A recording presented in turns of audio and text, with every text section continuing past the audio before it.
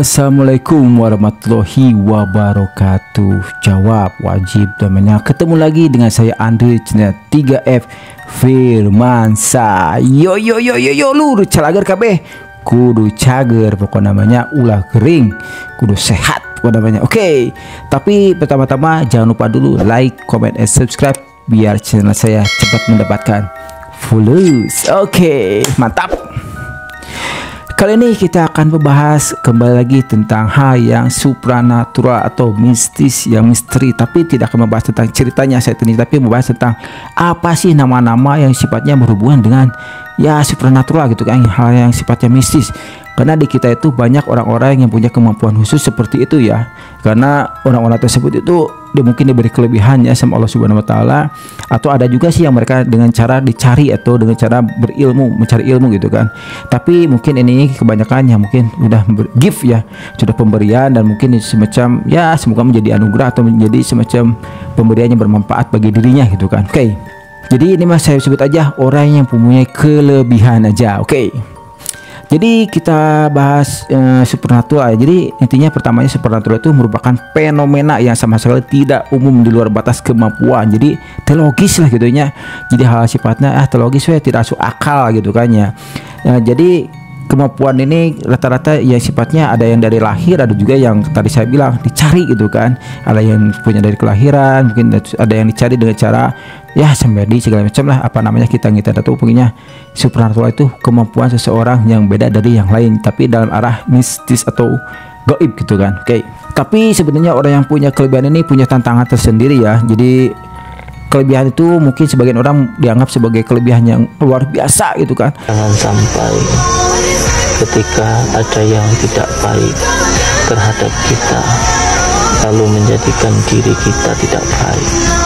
Kita harus tetap baik walaupun kita diperlakukan tidak baik. Tapi buat pribadi ini kadang itu bisa merasa wah terbebani ya, karena mungkin terasa terbebani karena mungkin ya takutnya tidak bisa mengontrol. Terkadang kan ada tanggung jawab yang lebih dibebankan kepada dirinya karena punya kemampuan tersebut. Jadi tidak selalu yang punya kemampuan ini mereka bahagia ya. Kadang-kadang mereka mungkin pingin ada yang dilepaskan, saya mah capek gitu kan. Pasti ada yang seperti itu. Oke.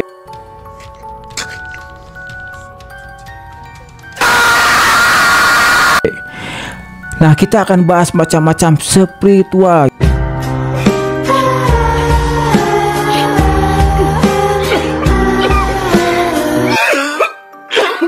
Itu kan supranatural yang ada di dalam diri manusia ya. Jadi kita akan bahas apa sih nama-nama supranatural yang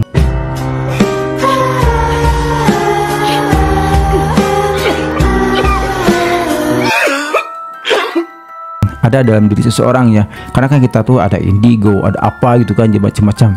Ini menjadikan kelebihan dari seseorang dengan kemampuannya. Oke, kita akan bahas satu persatu, tapi ini agak cukup banyak ya. Jadi kita akan bahas 5 dulu ya. Nanti kita ada fatwa untuk membahas ini. Oke.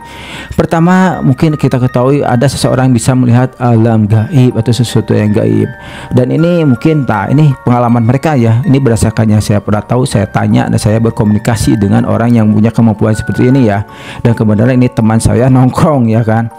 Jadi dia itu kayaknya kalau kita kan normal aja, mau kemanapun kita pergi kita santai aja gitu kan. Tapi kalau orang seperti ini melihat sesuatu yang gaib itu dia merasa justru tersiksa ya. Karena dia mungkin kita lihat nggak ada apa-apa ya, kita di lapang kosong, kita lewat santai saja.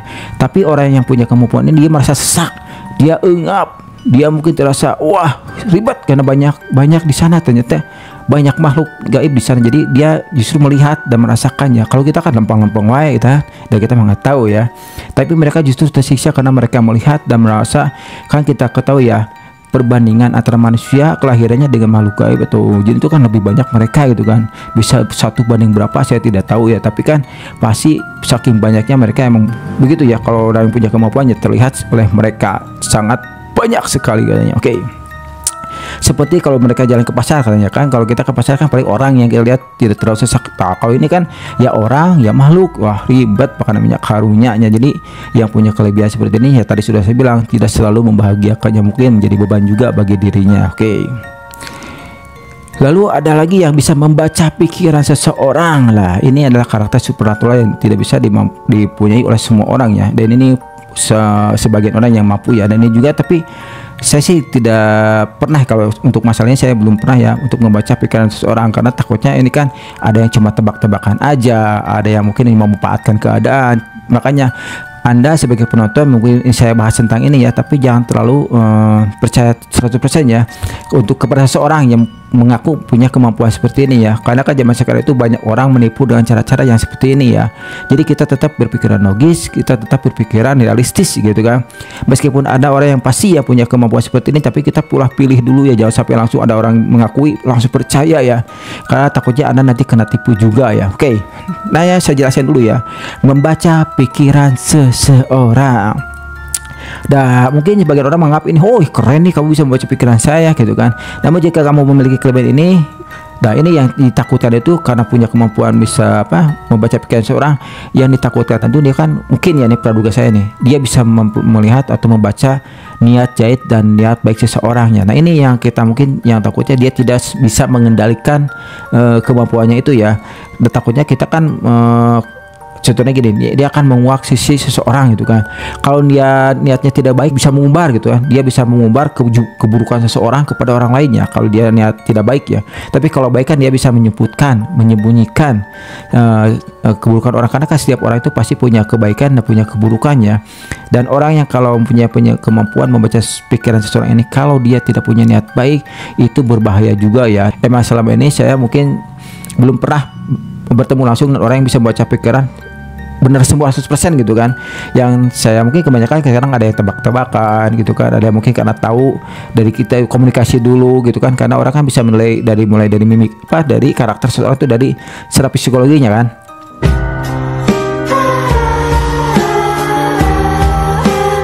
Secara fisik gitu kan, karena banyak orang yang bisa mendebak karakter seseorang, pikiran seseorang dengan berdasarkan fisik seseorang itu gitu kan, tidak selalu dengan pikiran apa yang dipikirkan oleh orang tersebut ya. Jadi ya saya tadi hati-hati aja ya untuk orang yang mengaku bisa berkemampuan seperti yang tadi saya bahas. Oke. Lalu ada juga melihat aura orang lain. Nah ini biasanya sifatnya ya ada di semacam ya kasar nama perdukunan gitu kan ya, atau paranormal gitu kan, yang bisa disebut juga paranormal gitu kan. Dan ini bisa mengetahui kondisi orang lain tanpa mereka menceritakan, memang akan menceritakan kepada orangnya gitu. Jadi pas dia datang, wah aura kamu aura negatif ya, wah ini aura kamu aura positif ya, wah ini aura kasih nih, wah beda namanya, aura kasih sama artis namanya. Nah ini mungkin bisa dilakukan oleh orang tersebut dengan melihat aura lain. Tapi sebenarnya sih kalau bisa melihat aura nih ya, saya nih pribadi yang tidak punya kemampuan apa-apa, kalau orang datang ke kita dengan wajah kucem sedih, wah ya iya auranya pasti aura sedih ya. Nah mungkin saya sebatas itu ya. Kalau datang dengan senyum, wah kamu auranya bahagia ya, lagi senang nih. Nah mungkin saya emang begitu ya. Tapi mungkin dari artian supranatural, dalam hal konteks supranatural ya, melihat aura orang lain beda konteksnya mungkin ya. Dan mereka juga bisa melihat warna-warna katanya kan, warna-warna dalam diri seseorang itu ya. Jadi semacam spektrum warna gitu kan, berwarna-warni. Jadi kalau dalam keramaian itu kan menjadi hal yang cukup mengganggu dan menyiksa bagi si pelaku, si orang tersebut ya punya kemampuan ini ya. Bayangkan kalau dia ada nonton konser, berarti kan keluar spektrum warna-warna, wah sehingga acara tahun baruan juga namanya, warna yang keluar bisa dilihat oleh dia. Jadi emang kayaknya terganggu juga ya. Saya rasa itu mah ada kemampuan seseorang yang punya kelebihan. Nah itu kan tidak semua orang mampu ya, tidak semua orang bisa seperti ini. Jadi ya harus bisa mengontrol intinya, dan kalau punya kemampuan juga gunakan kepada hal yang baik. Oke.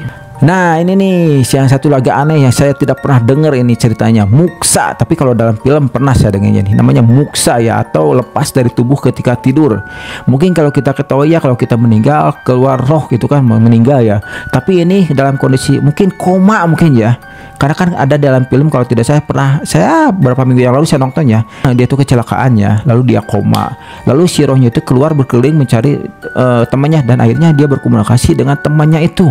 Tapi orang lain tidak dapat melihat, tapi temannya itu dapat melihat. Nah, mungkin ini ya yang dimaksud dengan muksa ya, karena saya juga tidak pernah mengalami teman seperti ini gitu kan.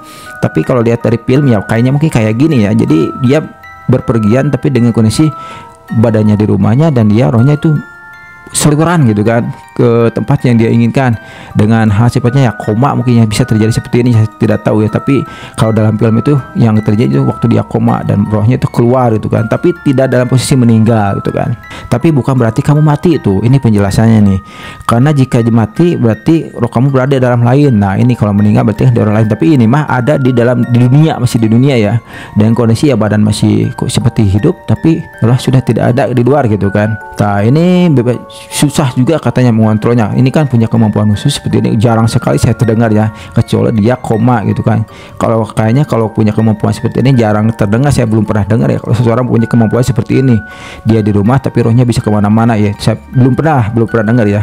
Katanya juga tadi sedikit tambahan, katanya kalau dia sudah kembali lagi kepada dirinya itu katanya habis lari berapa kilo, capek ceritanya anu muksa baru sananya. Oke, lewat dulu muksa. Sekarang merasakan energi ataupun rasa dari sekelilingnya. Nah ini kealaman di teman saya banget nih, merasakan energi ataupun rasa dari sekelilingnya nih. Tapi ini konteksnya kan supernatural ya, berarti hal lain gitu kan, bukan manusia di konteksnya. Ini bisa saya ceritakan teman saya ya, dia sebelum menikah sudah dapat melakukan merasakan hal seperti ini ya, tapi dia tidak menyadarinya ya. Dan yang lebih parahnya itu kata yang mengobatinya ya, sebelum dia datang ke pengobat tadi, dia justru bisa menyerap katanya. Kalau dia lewat kemana ke tempat tertentu justru pasti nempel di badannya gitu kan. Dan sampai suatu saat dia juga akhirnya bisa tahu kondisi badan seperti itu dia setelah menikah, dan diajak mengantar temannya yang punya masalah seperti itu ke seseorang, katakan aja lah mungkin paranormal atau orang bisa ya gitu kan. Lalu di saat dia datang ke orang bisa tersebut, justru bukan si yang teman yang diantar yang diobati, justru dia yang diobati. Jadi pas dia datang ke sana itu justru yang si paranormal itu bilang, loh kamu bawa siapa katanya. Enggak, saya cuma ngantar teman saya katanya, kata si teman saya itu. Enggak, kamu katanya ada seseorang di belakang katanya, udah menempel katanya. Ini ibaratnya saya juga paham. Jadi si itu sudah menempel di punggungnya di punggungnya sudah gini nih, kalau diibaratkan udah gini katanya nih, udah nyatu gitu kan. Dia tinggal ke badannya aja katanya. Dan itu sangat berbahaya kalau sudah sampai menempel keseluruhannya katanya. Jadi akhirnya si paranormal itu membantu mengobati si teman saya itu ya, sampai dia bisa minimal saat itu lepas dulu ya, sampai dengan hal yang seperti itu ya. Tapi dengan waktu terus berjalan dan dia tidak bisa sembuh total ya. Jadi saya pernah bersama dia pergi ya ke sungai, itu sekitar jam 4 sore ya, jam 4 sore saya pergi ke sungai bersama dia. Dan itu lokasinya emang namanya juga sungai ya. Kita turun dulu dari arah mungkin gunung, seperti gunung kecil ya. Kita turun ke sungai, sungainya agak besar, cukup besar.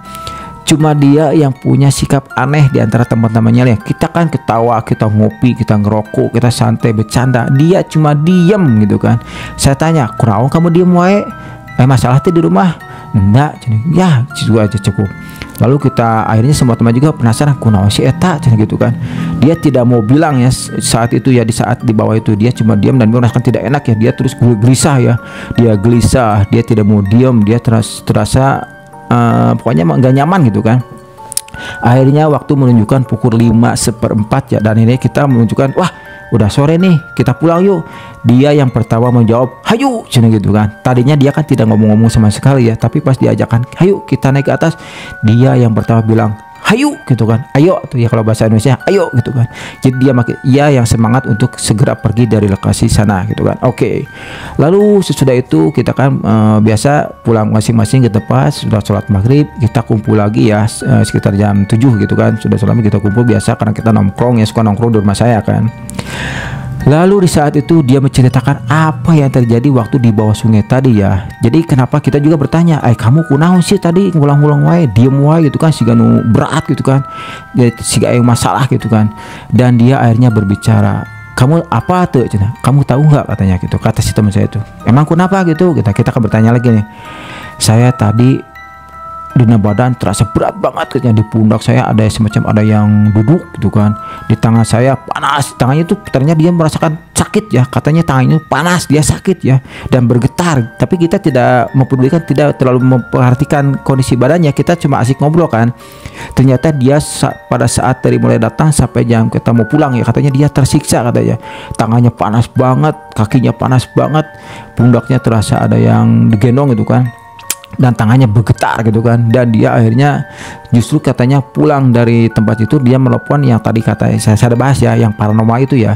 Dan dia telepon ke ya katakan aja paranormal tersebut ya, dan akhirnya dia diobati dengan jarak yang saya tidak ngerti juga nih, jarak jauh katanya kan, diobati dengan jarak jauh dan dijelaskan bahwa di situ kamu ada yang menempel katanya dan banyak sekali katanya.